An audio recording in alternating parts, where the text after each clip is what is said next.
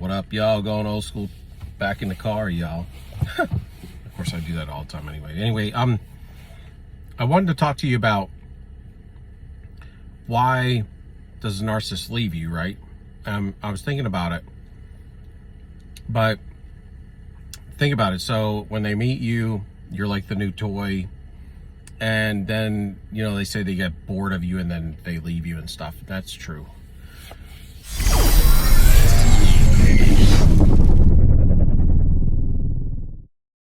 But, you know, they also get insatiable and everything. But what is interesting is, you know, they really leave you when they drain every bit of fuel out of you.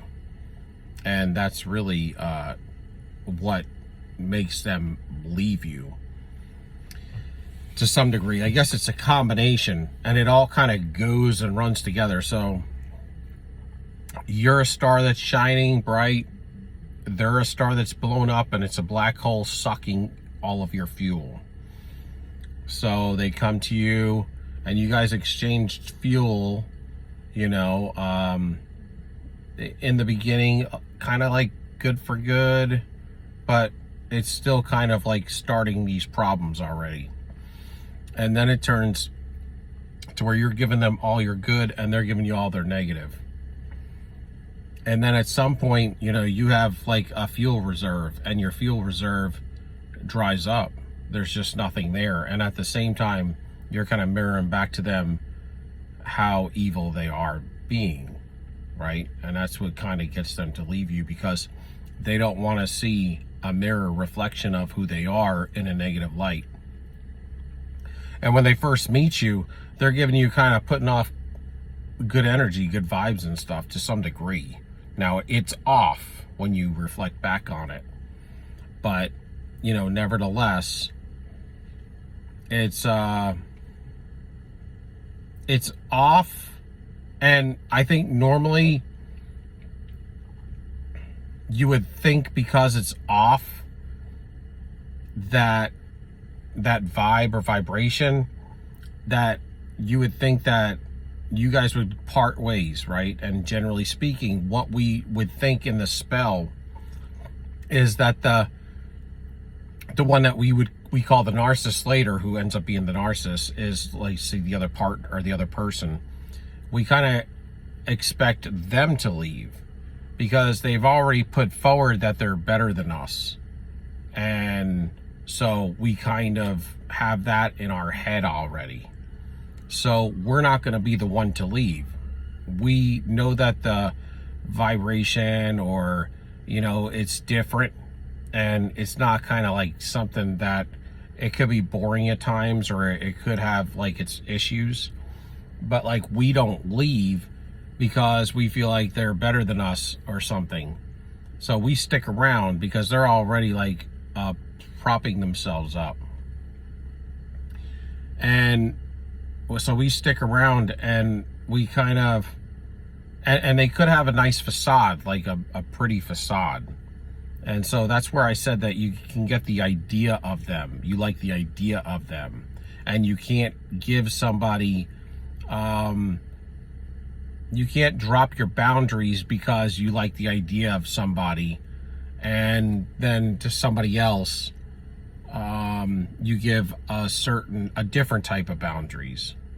And that's kind of what we did with the narcissist. Like, because if you were dealing with regular humanity, then you would have treated them like everybody else, and you would have had stronger boundaries. That's why when they say you're codependent and all this stuff, it's not. What it is it's the seduction side of it.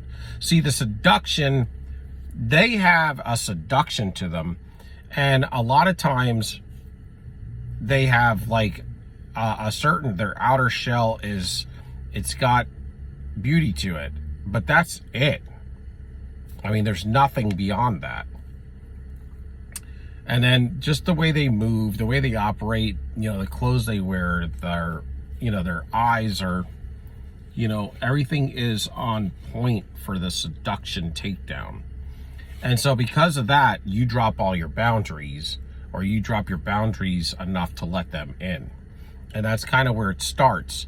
But then you guys kind of have equal energy to some degree. You're vibing in the beginning because it's love bomb, right? And then what the fuel they're giving you is just the fuel they're taking from their current now. It's because like you're the future, they're the current to some degree. I mean, you're meeting with them, but it's like there's going to be glimpses in time where you're going to be with them, and then at night they're going to be with them, or they're going to be with you at night and with them in the day. And so they're devaluing them while they're love bombing you with that fuel. So it's just, they're just transferring fuel, but they're sucking yours in. And then, you know, when it gets to a point to where you get into a mode of, because then they start to devalue you at some point. So then you get into a mode of you're getting degraded. You're getting all these rules thrown at you. You're getting told this is what they're doing, but it doesn't seem like their actions are adding up to the words they're telling you. So you're getting all what I'd call like a wobble in your, you know, you're wobbling now. As far as, you know, like if you have a table with 3 legs or one with 4, you know, the one with 4 legs isn't going to wobble, but the one with 3 might wobble and fall down. And that's kind of where you are spiritually and emotionally and mentally. And so, you know, because you're kind of having all these issues you're starting to have, where you're having the 2 roads that you're going down, and your mind can only go down one road, but they'll take you down these, like, they're saying this and doing this, or it seems like they're saying this and doing this. And am I right? Are they really doing this and saying this, or am I tripping? And so that kind of stuff, right? Or they said that we were going to meet today here, or, you know, it's just, or they're really nice sometimes and then they're really evil, you know? And, you know, so there's, you know, it's just, that's how that is. And what's funny is they're black and white with you, but really that's kind of how you start to see them. Like there's the good and the bad, but there's no real, you know, too much in the middle. And that's the hot and the cold, right? There's no warm. And so this is just something I'm going over. So then they really get bored with you because now you're starting to mirror back to them what you're seeing. And they don't want to see what they really truly are. They want to see what they want to see, which is them in perfection. You telling them that they're awesome. And that's what you do in the beginning because you're getting good fuel back, or you're getting a kind of reciprocity, right?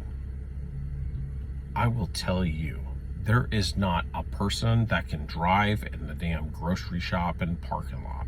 Okay, I'm sorry. But they are shitty drivers in the grocery store.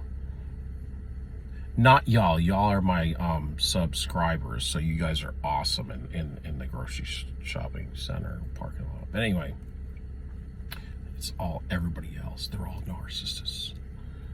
They're looking for grade A supply. But anyway, sometimes you gotta joke around a little bit because this is kind of like bullshit, right? But anyway, so you're not getting that reciprocity over time because you're starting to get hit all the time. You did this, you did that, you didn't do this, you didn't do that right, you didn't step with one foot in front of the other, you know, like you're supposed to, you know, and you're like, man, you haven't done shit. You don't show up when you're supposed to show up. You can't make a damn decision. You can't tell me what's going on. You're saying this and doing that. I mean, what the hell, man, you know? Then you might rage out or something, and then you're getting all like confused, and that's what they want.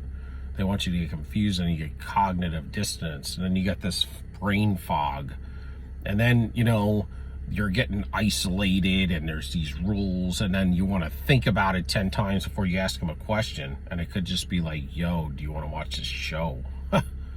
You know, and it's like, before you know it, it's like you're in the middle of a damn cult or something. And this is how this stuff works, right? And so then you start to mirror back to them when they start to really piss you off or start to kind of like come at you hard, or a cheap shot or something. You might like pop back, you know? Like, what the hell, man? And then it turns into like a quick discard or something. And they do this stuff on purpose because they want to cheat on you, and they want to do it like, they want to cheat and feel good about it, like they're not cheating. So they might break up with you for a few days, right? And then come back and apologize after they cheated all weekend, went out to the beach for the weekend. You know, this is ridiculous with supply number 2. This is how they keep these supplies going. And so they rage out on you. She discards you. She goes to the beach, comes back, makes up. And then she came back happy and stuff. So you're like, that's cool, I'll take you back, you know?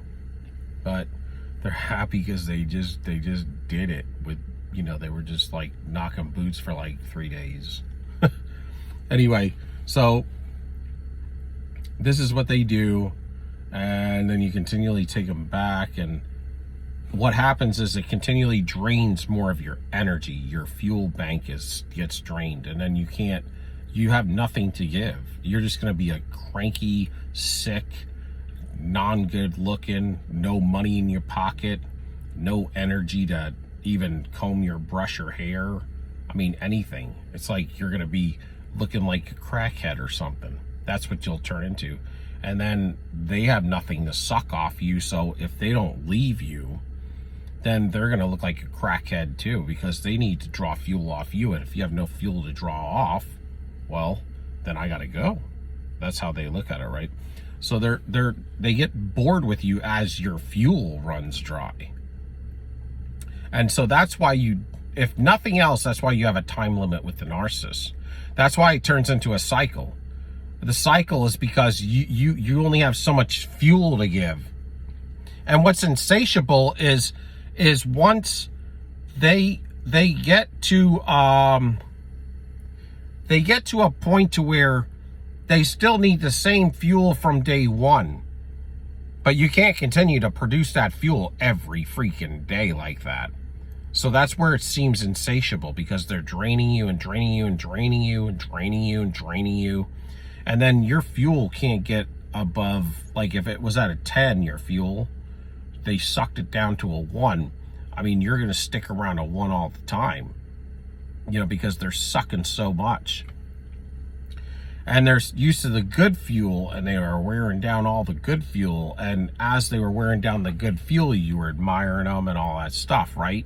Until it got toxic to where you're at their level. You see how they pulled you down to your level? Or they pulled you down to their level? But then when they pull you down to their level, that's when they leave. Because they need to be built back up, or they're going to fall lower. Right? So they need to go find that supply, another fuel tank that's full. And so that's why then they'll discard you. And they'll beat you down. They'll beat you down because they, like I said, they want you to like feel inferior to them, because they know that you have great fuel, but they also know that if they come back around in 6 months or 9 months on a rotation, that you'll have recovered. But if they beat you down good enough, then while, you know, they know how long their cycle is, and if they feel like you're going to recover before their cycle is up to take you back, it's kind of like if you're going to travel around the world and it's going to take you 9 months, and you know that, but you know that the supply source is going to re-up their fuel in 6 months, then you got to beat them down extra hard, because you want them to last. You want it to take 9 months for them to refuel up so that you're ready to come back. So this is kind of like what they can do and what they do. And then so they knock you down real hard. They know their own cycles. I remember my ex telling me that, you know, that she got kind of down at one point. And I was like, what's wrong? And she was like, you know, I just hope this lasts, because, you know, it's hard for me to go past 90 days or 3 months. And that's really her cycle. She's so, she's got such insatiable a fuel drive that nobody can supply that.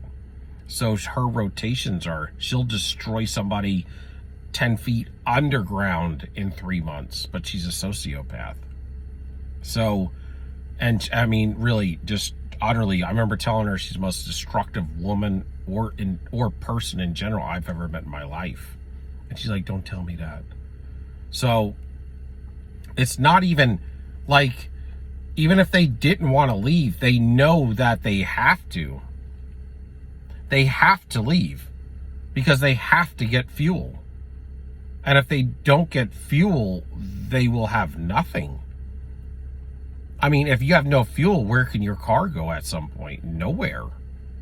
It's going to sit in the same parking lot, and the tires are going to rot, and nothing's going to work, and you're not going to be productive at all. And that's kind of what it is. It's like they'll turn into that. And that's not fun, exciting, and they have to suck traits off people and stuff. If they know if they were sitting in a parking lot with no fuel for months, then you would see all of, let's say, if they call this glory, the satanic seduction glory on them, the shine, the glow that they get from you, and the seduction, and the way they walk and twitch and blink their eyes, and how deep you can look into their eyes for forever. That's the seduction from the enemy, and they won't have that. All that, it's, if you were to look at it like camping gear or something, all that gear, all of that facade would disappear, and they know that, and they're afraid. They're afraid of just in general being vulnerable. So that is complete vulnerability to them. And it makes them feel like they would be a loser. For them to be vulnerable is for them to be a loser. And so that's why they don't want to tell you anything, because they don't want to risk vulnerability. They lie to you all the time because they don't want to risk vulnerability. They want you always searching and thinking. But they also know that at the end of the day, I think they know that there's nothing they can do. Whatever they did, or whatever they became, or whatever they decided to become, that is fixed now. It's almost as if it's like a complete blasphemy or something. It's like I've never seen one get healed or help or anything. And it's interesting because even in the Bible, when you'd see like Christ was, dealing with them, he didn't deliver them. He didn't deliver the Pharisees. He just talked with, slow to speak, slow to anger, wise as a serpent, gentle as a dove, and a soft answer turn away wrath, and then he kept it moving. But it's interesting because he called them, you guys are a brood of vipers, just like your father, the devil, which could mean different things. It could mean actually the seed of the serpent, literally, of Cain, or the watered down Nephilim, or it could mean just more spiritually. But what he didn't do is deliver them. They were narcissists. They were running smear campaigns. Same thing with Judas. He didn't deliver Judas. But they had seared minds and seared hearts. But that's the thing, though. That's how they do this cycle stuff with the fuel. They have to leave. It depends on their cycle. Their cycle depends on their toxicity. And so that's kind of how it works. But if you could give me a like, a subscription, or a thumbs up, appreciate you. Peace, we out.